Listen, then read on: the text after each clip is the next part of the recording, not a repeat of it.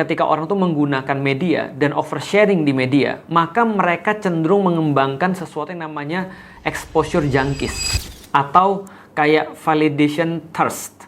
Atau ya kalau misalnya kita katakan ya sebenarnya mereka kayak benar-benar apa ya?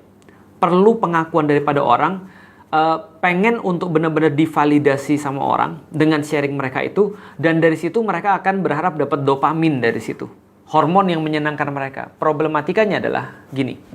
Begitu seorang istri, dia sharing di media sosial, mungkin belum pada tahapan oversharing, dia share misalnya dia lagi pakai dress tertentu misalnya, atau pakaian tertentu.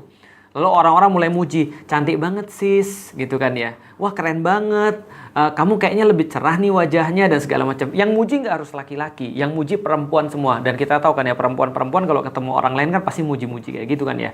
Dan biasa kalau dipuji, cantik banget sis pakai baju ini, balasnya pasti, kamu lebih cantik kok sis, gitu dan segala macam. Ya kayak gitu-gitulah ya. Tapi ini menjadi sebuah hal bagi dia yang ngetrain otaknya dia, ngelatih otaknya dia untuk senantiasa perlu itu. Hari ini kalau satu orang atau dua orang yang muji, ketika dia besok dia terus kemudian posting lagi, maka dia berharap rewards yang lebih daripada satu dua orang yang muji.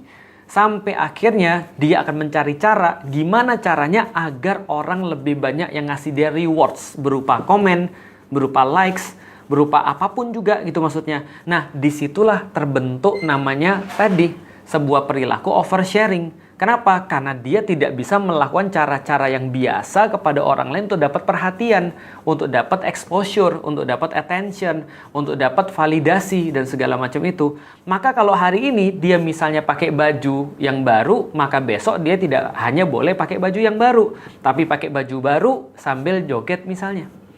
Kalau misalnya sudah sampai joget, maka besoknya lagi harus jogetnya sama bareng-bareng orang misalnya. Atau besoknya lagi dia harus pakai cara yang lain lagi. Pokoknya gimana caranya agar orang tuh komenin dia. Dan begitu dia sampai pada titik ini, coba cek pada diri kita masing-masing.